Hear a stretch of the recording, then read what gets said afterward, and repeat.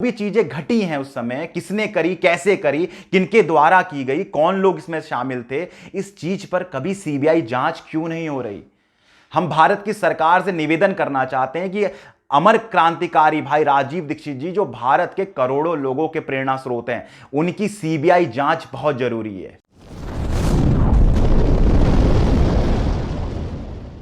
14 जून 2020 को सुशांत सिंह राजपूत की संदेहास्पद मृत्यु हो जाती है, लेकिन जो कि उनकी जो पिक्चर्स सामने आती है, उन पिक्चर्स के बाद यह पता लगता है कि उनकी मृत्यु में जरूर किसी का हाथ है। और ये जो मृत्यु थी, ये साधारण मृत्यु नहीं है, अवश्य इसमें हत्या की गई है।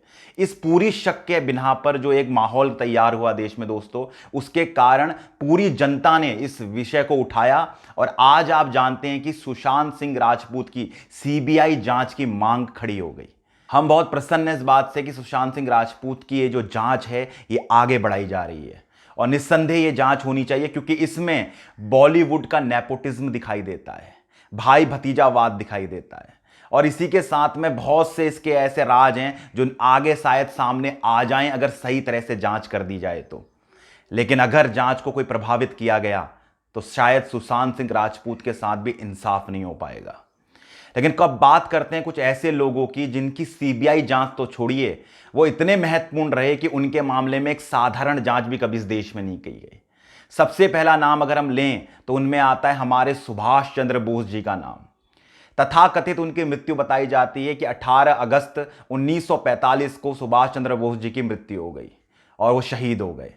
लेकिन इस बारे में ना कोई इंक्वायरी, ना कोई जांच और ना कोई सत्य तथ्य आज तक जनता के सामने आ पाया है। तमाम तरह की इसके अंदर बातें कही गई, लोगों के द्वारा मंशाएं जता गई, कभी गुमनामी बाबा के रूप में, कभी कि सुभाष चंद्र जी के साथ आखिर हुआ तो हुआ क्या था। कोई कहता था उनको स्टैलिन ने क्रूरता देके मरवा दिया, कोई तमाम तरह की कॉन्स्पिरेसी थ्योरीज बात करते हैं इसमें, लेकिन सत्यता से हमें वंचित रखा गया। कोई जांच नहीं है और जो भी सबूत थे, जो भी चीजें हैं, उनको हमारे आपसी रिश्ते, सौहार्दपूर्ण रिश्ते, कुछ राष्ट्रों के साथ गलत ना हुए, इस कारण पे सुभाष जी के साथ आज तक इंसाफ नहीं किया इस देश में। दूसरी बात करते हैं हम लाल बहादुर शास्त्री जी की। 11 जनवरी 1966 को लाल बहादुर शास्त्री जी का देहांत हो गया। वो शहीद हुए देश के नाम। ऐसा देखा हमने एक प्रधानमंत्री खोया जो भारत का सबसे ईमानदार प्रधानमंत्री, जिसके बारे में कहा गया कि ना भूतो न भविष्यति, जिसकी ईमानदारी की कस्में खाई जाती थी। ताशकंद में जाकर वो बलिदान हो गए। भारत के इतिहास का एकमात्र प्रधानमंत्री जिनकी मृत्यु विदेशी भूमि में हुई। ताशकंद में उस समझौते के बाद ऐसी क्या घटनाएं घटी जहां रसोइया बदल दिया जाता है, जहां पर उनके जो गवाह थे, जो उनका डॉक्टर थे, उनका जो रसोइया था, उनकी संदेहास्पद मृत्यु हो जाती है, कोई पागल हो जाता है। लेकिन उनके राज आज तक उन पन्नों में दफन है जिसको कभी खोला नहीं जा रहा है। फिर वही बातें ललिता शास्त्री जी ने पूरा संदेह जताया, पूरी फोटोएं आज तक शास्त्री जी की कि उनके शरीर में खरोच के निशान थे, लेकिन किसी ने कुछ नहीं सुनी और एक प्रधानमंत्री तक का देश में पोस्टमार्टम तक नहीं किया गया। और सीबीआई जांच छोड़िए, कोई अगर समिति भी बनी तो उसने क्या रिपोर्ट दी?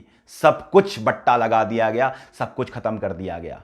और आज तक शास्त्री जी की मृत्यु एक अपने आप में पूरा मिस्ट्री बन चुकी है, जिसके बारे में कोई नहीं जानता कि हुआ तो हुआ क्या। प्रमाणिक रूप में भारत की सरकार कोई भी बात इसमें कहने से परहेज करती है। तीसरे जो महत्वपूर्ण व्यक्ति हैं वो हमारे भाई आदर्श राजीव भाई दीक्षित जी। पूरे भारत में आज करोड़ों लोगों के आदर्श भाई राजीव दीक्षित जी ने जिस प्रेरणा और संकल्प से स्वदेशी से लेकर व्यवस्था परिवर्तन का सफर तय किया था दोस्तों, आप देखिए 30 नवंबर 2010 को उनकी संदेहास्पद मृत्यु हो जाती है। उनके शरीर में जो निशान थे, उनके शरीर में जो उनके रंग था, शरीर का जो रंग था, वो साफ तौर पर इशारा करता है उनको विष दिया गया। सभी लोगों ने ये शंकाएं जताई हैं। आज भी पूरे भारत को पता है कि राजीव दीक्षित जी की जो मृत्यु थी वो संदेहास्पद है और उनकी हत्या की गई है। लेकिन आज तक इस पूरे राजीव भाई दीक्षित जी के प्रकरण में ना तो कोई सीबीआई की जांच हुई, ना कोई वहां पर उचित जांच हो रही है। पीएमओ द्वारा बैठाई गई एक जांच की खबर उड़ाई जाती है, लेकिन कोई भी जांच पूर्ण रूप से अंगुली जामा नहीं पहनाती है। कोई भी बात और कोई भी रहस्य जो उस दिन का था, जिन भी सबूतों के आधार पर इन्हें स्थापित किया जाना चाहिए था, जिनके बारे में पूर्ण रूप से शंकाएं लोगों के मन में थीं, लेकिन उस मृत्यु को और उस बलिदान को ऐसे छुपा दिया गया इस दौरान, और पूर्ण रूप से राजीव भाई दीक्षित जी की मृत्यु भी शास्त्री जी जैसी ही गुप्त हो गई। जिस देश में प्रधानमंत्री लाल बहादुर शास्त्री जी का पोस्टमार्टम नहीं किया गया, उस देश में बलिदानी राजीव भाई दीक्षित जी का पोस्टमार्टम कहां कर देती ये सरकारें। नेपोटिज्म का जो दौर आज सुशांत सिंह राजपूत के जीवन में दिखाई देता है हमें, यही नेपोटिज्म का दौर था सुभाष चंद्र बोस जी के समय पर भी, जब नेहरू ने अपनी उच्चाकांक्षा के कारण पे उनको भारत नहीं लौटने दिया। यह राजनीति का नेपोटिज्म था। यह साथ में उस समय के क्रांतिकारियों के बीच में एक नेपोटिज्म था, जिसमें एक व्यक्ति अपनी भाई भतीजावाद के लिए, जिसने सुभाष चंद्र बोस जी को कभी देश में नहीं आने दिया और उनको युद्ध अपराधी के रूप में खबर भेज दी आगे विदेश में। अपने आप में समझिए कितना बड़ा नेपोटिज्म तब से चल रहा था। लेकिन इस नेपोटिज्म के ऊपर हमारा बिल्कुल ध्यान नहीं जाता। प्रधानमंत्री के रूप में देखिए कि लाल बहादुर शास्त्री जी को भी नेपोटिज्म का ही शिकार होना पड़ा। इंदिरा गांधी जी की उच्च आकांक्षाएं थीं, वामपंथियों का क्या जाल था, लेकिन लाल बहादुर शास्त्री जी तो देश पे बलिदान हो गए। ऐसा हमने प्रधानमंत्री खोया जिसकी कल्पना भी आज तक राष्ट्र में नहीं की जाती है। लेकिन नेपोटिज्म का यह दौर पूरे प्रधानमंत्री के जीवन में भी दिखाई देता है कि प्रधानमंत्री भी नेपोटिज्म की खातिर बलिदान हो जाता है। राजीव भाई दीक्षित जी ने राष्ट्रवाद की वो चिंगारी देश में खड़ी करी कि तमाम गद्दार जो थे या दो जो तथाकथित राष्ट्रवादी बनते थे या तथाकथित राष्ट्रवादी पार्टियां बनती थी, उन सब की मिट्टी पलीत हो गई।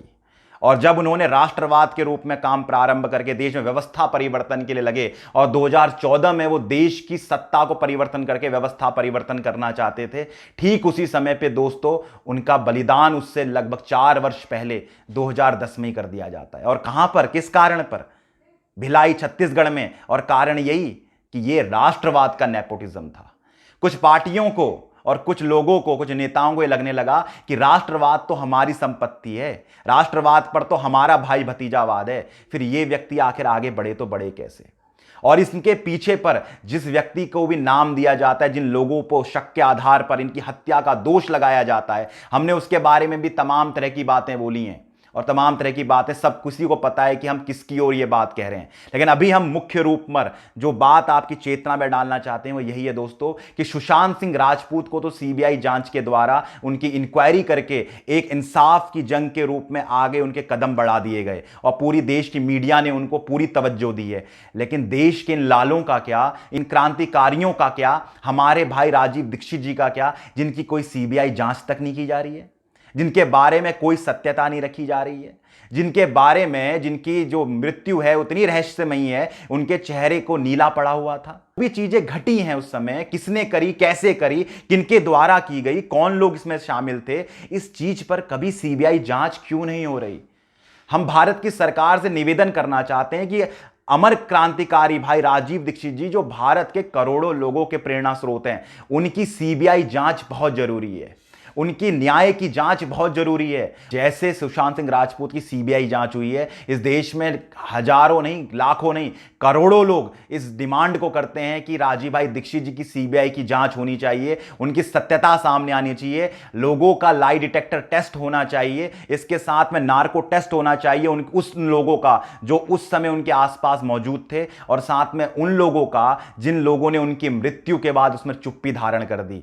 तब जाकर राजीव भाई दीक्षित जी के सत्य हत्यारों का पता लगेगा। तो आप सभी से यही कहना है कि देश के बलिदानी परिपाटी में जिन लोगों ने नेपोटिज्म का जो शिकार हुए हैं, इन लोगों के लिए मेरे दोस्तों आवाज उठाइए और राजीव भाई दीक्षित जी के वीडियो को सुनिए जरूर और सुनाइए जरूर, क्योंकि ये वीडियो इस देश पर वो परिवर्तन ला रहे हैं, उनके विचार वो परिवर्तन लेकर आ रहे हैं जिसके कारण देश का युवा आज राजीव भाई की भाषा नहीं बोलता, केवल राजीव भाई के विचारों पर चलकर भारत को भारतीयता की मान्यताओं के आधार पर स्थापित कराता है। और हमारा उच्च लक्ष्य है कि देश में व्यवस्थाओं का निपटारा हो, व्यवस्था परिवर्तन हो और सुव्यवस्थाएं भारतीयता के आधार पर स्थापित हो। राजीव दीक्षित जी ने जो स्वप्न देखा था, जो उन्होंने संकल्प लिया था, वो आपकी नैतिक जिम्मेदारी है कि अपनी अंतिम श्वास तक उसको पूर्ण करने के लिए हम पूर्ण संकल्प को धारण करें और कुछ भी करके कोई भी तरीका अख्तियार कीजिए, लेकिन देश में राजीववाद का प्रचार कीजिए। राजीव भाई के विचार को पूरब से पश्चिम, उत्तर से दक्षिण धरातल पे खड़ा करके इस चीज को खड़ा कीजिए। कोई नेता उनका नाम ले वो हमारे लिए महत्वपूर्ण नहीं है, कोई उनके नाम पर ट्वीट कर दे वो हमारे लिए महत्वपूर्ण नहीं है। हमारे लिए महत्वपूर्ण वो है जो राजीव भाई के विचारों के अनुरूप काम करे, जो व्यवस्था परिवर्तन के लिए काम करे। तो इतना ही आप सभी से कहना है कि राजीव भाई दीक्षित जी की इस न्याय की जांच के लिए, इस संघर्ष के लिए इस वीडियो को आप आगे पहुंचाएं या ना पहुंचाएं, लेकिन महत्वपूर्ण है राजीव भाई की आवाज को जन जन तक पहुंचाएं। और जो हमने ऐसे अमर बलिदानी सपूत खोए हैं, शास्त्री जी, सुभाष चंद्र बोस जी से लेकर हमारे आदरणीय राजीव भाई दीक्षित जी, जो क्रांतिकारियों के भी क्रांतिकारी हैं इस समय, जिन्होंने अंग्रेजी साम्राज्य के इन काले अंग्रेजों से, जिनके पास सत्ता का हस्तांतरण हुआ था, इनसे बहुत बड़ी लड़ाई लड़ी है। उनको जिस तरह से देश में शांत कर दिया गया, उनके विचारों की हत्या निरंतर जारी है। तो ऐसे चीजों के विरोध में आप खड़े हों और भारत की सरकार से सीबीआई जांच की मांग करें। भारत माता की जय, वंदे मातरम। राजीव भाई दीक्षित अमर रहें।